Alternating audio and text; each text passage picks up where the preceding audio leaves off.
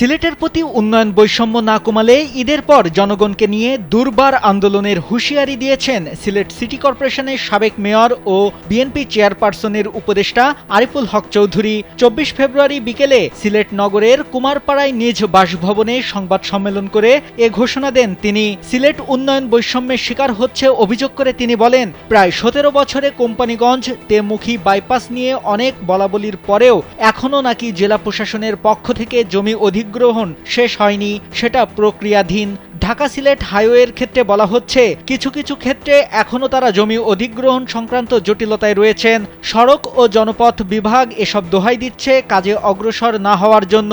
এখন প্রশ্ন হচ্ছে, জেলা প্রশাসনের কোনো বিভাগে যদি কোনো কারণে সেটা হয়ে থাকে তাহলে তা জনসম্মুখে প্রকাশ করা হোক। আওয়ামী লীগ সরকারের মতো অন্তর্বর্তীকালীন সরকারও সিলেটের সাথে বৈষম্য করছে অভিযোগ তুলে তিনি বলেন, যোগ্য নেতৃত্বের অভাবে এই বৈষম্যের শিকার হতে হচ্ছে সিলেটবাসীকে।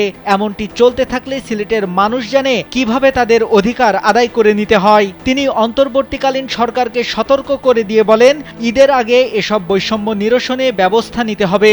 যদি নেওয়া না হয় তবে ঈদের পর সিলেটবাসীকে নিয়ে দুর্বার আন্দোলন গড়ে তোলা হবে।